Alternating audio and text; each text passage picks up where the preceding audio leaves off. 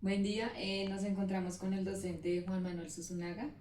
Eh, Comunicador social, periodista con maestría de la Universidad de La Sabana. Sí, señora. ¿Nos puedes contar un poco sobre tu experiencia laboral, en qué sector trabajas? Pertenezco al sector público hace ya 20 años, nombrado a través del primer concurso que se hizo en el 2004. Eh, Como dije antes, me desarrollé primero como comunicador social de la Universidad de La Sabana. Me presenté a concurso porque yo creo que fue una herencia familiar, mis padres ambos docentes educativos, entonces terminé prestando el servicio en el magisterio desde hace ya 20 años. Bueno, vamos a realizar una serie de preguntas relacionadas con la inclusión. La primera, ¿cómo define usted la educación inclusiva? Es aquella que permite que cualquier persona, independiente de su origen, de sus capacidades o de sus dificultades, pueda acceder al servicio educativo formal, ¿sí? Ya sea público o privado. ¿Cómo ha visto usted que este concepto ha evolucionado en la institución educativa donde labora en los últimos años? Bastante. Yo he laborado todos mis 20 años en la misma institución, en Cajicá, en la institución educativa departamental Rincón Santo, y la evolución ha sido grandísima. Primero que todo, cuando llegué al colegio en el 2006 no se hablaba de inclusión, más allá de la inclusión física, porque teníamos estudiantes que de pronto tenían discapacidades, pero no desde la planeación o el desarrollo de algún tipo de adecuación o articulación.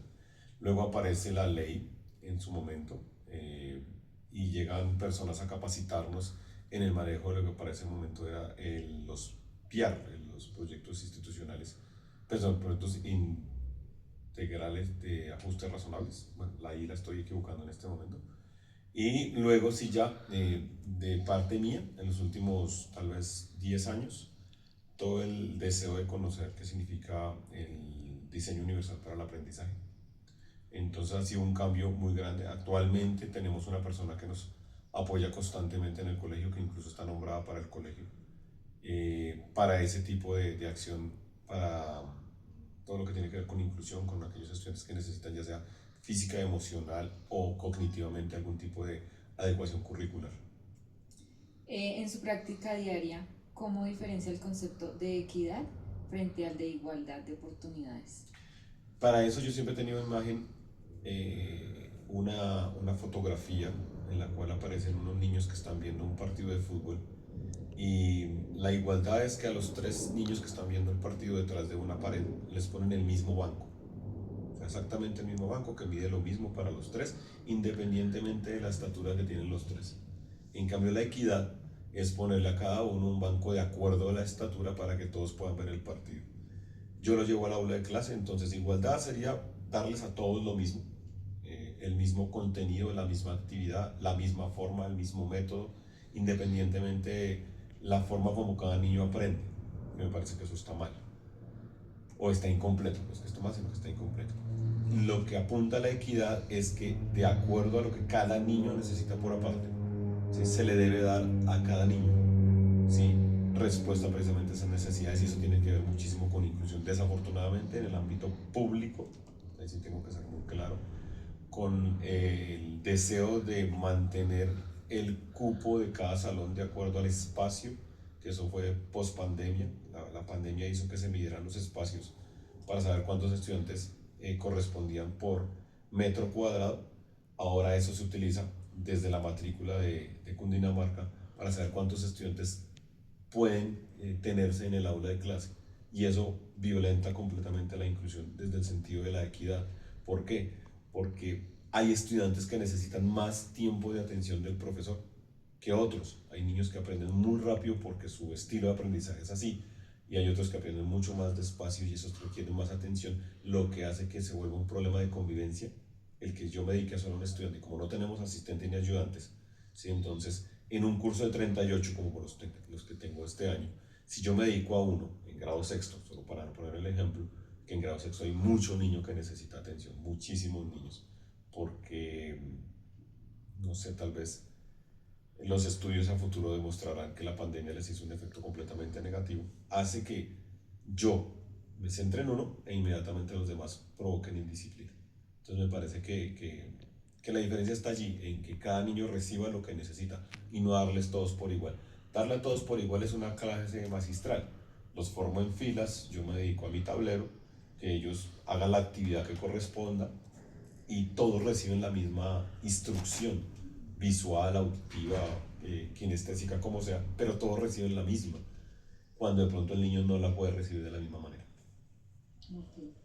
¿De qué manera el proyecto educativo institucional refleja actualmente un enfoque de diversidad e interculturalidad? Documentalmente lo tiene inscrito, aparece como el deseo, la intención del colegio de ser inclusivo, de ser equitativo incluso, pero en la práctica educativa es bastante complejo, primero por la cantidad de estudiantes que acabo de mencionar, lo segundo porque no todos los profesores entendemos inclusión de la misma manera. Creemos que incluir es darle a este niño la facilidad para que él desarrolle sus actividades y pueda, lo voy a mencionar así, pasar, pero no desarrollarle a él un currículo adecuado o articulado de acuerdo a sus necesidades. Entonces lo que estamos haciendo es lo contrario, excluyéndolo, porque todos los estudiantes deben entregar de la página 1 a la página 8 desarrollado de esta manera, menos Dana, porque como Dana tal cosa, entonces Dana solamente entrega un resumen de la página 3. Eso no es inclusión, eso es exclusión. Ah, que le di menos trabajo porque de pronto ya tiene dificultades visuales, porque tiene precisamente esa situación, sí, pero no la estoy incluyendo, la estoy excluyendo. Entonces me parece que allí el PEI falla, en el sentido que es una visión global, sí, el documento, pero a la hora de ir a aterrizarlo a la realidad, no tiene articulado, no tiene cómo se va a realizar. ¿Y cuál sería el rol que desempeña la familia en este proceso de inclusión de los estudiantes con necesidades educativas Pues diversas? obviamente es fundamental porque es el primer agente que los trata, que descubre, que entiende su situación, si es que descubre la situación. Nosotros estamos seguros que hay muchísimos estudiantes, por lo menos en el ámbito público, no conozco el privado, pero sé que el público sí es así, en que hay mucho estudiante que necesita articulación, adecuación curricular, pero los padres no lo saben. E incluso los padres lo niegan. El año pasado fui director de grado sexto, tuve 6 estudiantes que necesitaban verse desde la óptica de la inclusión y sus padres de familia no quisieron. Este año, de esos 6, quedaron 4 repitiendo en el colegio, se fueron 2.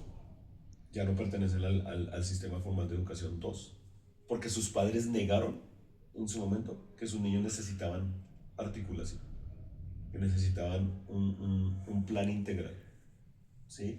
Entonces me parece que la familia es fundamental en eso, porque lo primero es aceptar, no que su hijo es raro, sino aceptar lo que todos tenemos que aceptar. Todos somos distintos. Entonces su niño es distinto y la educación en Colombia le debe ofrecer un servicio desde esa diferencia que él tiene. Entonces me parece que la familia es fundamental. Dentro de la institución, ¿cuántos orientadores o personas Personas para eso. especializadas para eso hay? Desde el año pasado tenemos nombrada una, o sea, yo llevo 20 años, quiere decir que hay 18 años en los que trabajé o por mi cuenta o con personas que enviaban de pronto a la gobernación, pero se enviaban a la gobernación una vez cada semestre, y eso era para la inducción de cómo se hace el PIAR, porque desafortunadamente en el colegio, no sé, que las demás instituciones no lo sé, cuando hablamos de inclusión todo se vuelve el documento anexo 2 del PIAR, que es básicamente la agenda que firma el docente con sus adecuaciones curriculares para ese estudiante. Y la inclusión es mucho más amplia. Se necesitan docentes de apoyo, expertos en este sentido, porque la inclusión abarca un espectro demasiado grande. Solo voy a poner un ejemplo. No lo conozco bien, pero lo he escuchado. El autismo. Los estudiantes no, los profesores que vienen de las universidades, no importa si son licenciados, no importa si son, como en el caso mío, profesionales de otra asignatura, que se vuelven profesores. Yo, a través de una maestría, no tenemos los conocimientos para trabajar niños autistas. Y eso no es simplemente que nos den un documento, ¿sí? Y leamos, y para el autista hay que hacer tal cosa. No, porque el espectro autista es demasiado amplio. En ese sentido, el autismo me sirve como ejemplo para precisamente ejemplificar que nos hace falta muchísimo personal de apoyo. Nosotros contamos con 3 personas de apoyo, ¿sí? Para 3 sedes, para 1.200 estudiantes. Entonces, si hacemos matemática, a No va a cada alcanzar. persona de apoyo le toca 400 estudiantes, eso es muy poco. Y estamos hablando de 3 sedes, 3 edificios distintos, ¿sí? Una de esas sedes con un horario en la tarde, es decir, las implicaciones de agenda para ellas es bastante grande, entonces se vuelve muy complicado. ¿Qué tipo de capacitación docente o apoyo institucional han recibido pues, para gestionar esta diversidad funcional? Lo primero fue en la comprensión del documento ley en su momento, que llegó tarde. Sé que llegó tarde al colegio, no sé con cuántos años de retraso, pero llegó tarde al colegio. Dos, la que por administración de gobernación nos ha llegado. Han sido tal vez, como decía antes, una vez cada semestre y yo calculo que recibo unas 4, no mucho. Luego las que ha hecho los últimos 2 años la persona encargada que tenemos en el colegio, que ella sí lo hace cada vez que es posible. Y por último, en el caso particular mío, gracias a la charla y a conversación en su momento con esta persona y con las personas de apoyo institucional que no son de la institución como tal del colegio, sino que envía la alcaldía municipal de Cajicá, eh, con la Universidad de La Sabana he asistido a 3 capacitaciones sobre DUA e inclusión. Pero esas 3 capacitaciones con la Sabana han sido De parte mía, han sido voluntad mía porque soy exalumno de voluntad. La Sabana, porque les escuché a ellas en una conversación completamente informal que iban a ir y yo pregunté, ¿y yo puedo asistir como docente? Claro, profe, si quiere. Creo que incluso habían invitado a más profesores de la institución y el único que asistió fui yo. ¿De qué manera se materializan las acciones inclusivas por parte de los docentes, directivos y estudiantes? Yo puedo hablar de mi ámbito de poder, que es el aula de clase. Yo no puedo hablar de cómo hace mi señor rector para ejercer inclusión más allá de los documentos institucionales o mis coordinadores más allá de sus exigencias hacia los profesores en el cumplimiento de los PIAR. Yo particularmente desde que empecé a juntarme con estas personas de apoyo, desde que empecé a leer sobre el tema, me di cuenta que indirectamente yo hacía cumplimiento de algunos de los principios del DUA, que era darles a los estudiantes diferentes formas de acción, diferentes formas de participación, diferentes formas de expresión e incluso diferentes formas de evaluación. No lo sabía, pero lo terminé haciendo, entonces ya lo estoy haciendo de forma mucho más Consciente. y formal y sistemática en mi planeación, ¿sí? Pero no ha sido porque los docentes o ha sido porque mi área de lenguaje y humanidades se puso de acuerdo o porque el rector institucionalmente dijo vamos a plantar el DUA como la forma de, de planeación del colegio. No, ha sido una cosa completamente mía en deseo de hacer las cosas más accesibles para todos porque sí hemos tenido estudiantes bastante complejos. Entonces lo que hago es tratar de aplicarle el DUA a todos los estudiantes y aquí sí quiero hacer un paréntesis porque me parece que de tanto afán de inclusión a veces nos olvidamos del resto. Voy a decir una barbaridad, de los normales. De tanto preocuparnos por los de inclusión nos olvidamos de los normales y me parece que inclusión debería abarcar a todos. Porque cuando yo separo al grupo de inclusión, estoy excluyendo al otro grupo, a los normales. Entonces me parece que la inclusión debería abarcar a los 38 estudiantes que tengo en clase. Así no tengan necesidades particulares. Aunque yo creo que todos tenemos necesidades particulares. Entonces, si yo tengo en cuenta eso en mi mente y estoy trabajando con 38 personas distintas, que aprenden distinto, que tienen métodos diferentes y que tienen velocidades de aprendizaje completamente distintas, sé que el DUA me va a ayudar muchísimo. Y así ha sido. La documentación sobre DUA me ha permitido entender eso. ¿Cómo se evidencia la participación de la población diversa en la institución? La hace evidente la persona encargada de la inclusión, incluso en momentos como promoción y evaluación, en las reuniones de promoción y evaluación, ella hace evidente los casos particulares que de pronto están siendo evaluados de manera equivocada. Ella nos manifiesta continuamente quienes están siendo eh, agendados como personas nuevas en esos listados de inclusión que aparecen en el colegio. Eh, pero como tal, los chicos, los niños, me parece que de pronto es una falla o una falta en el sentido en que ellos tienen un espacio de expresión, no existe, digamos, un tablero de inclusión o un espacio para ellos. Sé que las personas de personal de apoyo sí lo hacen con ellos, si ellos dentro de sus espacios, pues obviamente lo hacen público, pero nosotros como docentes o como institución que lo tengamos así eh, pensado, no. ¿Cuáles han sido las transformaciones en el proyecto educativo institucional en clave a la diversidad, inclusión y equidad?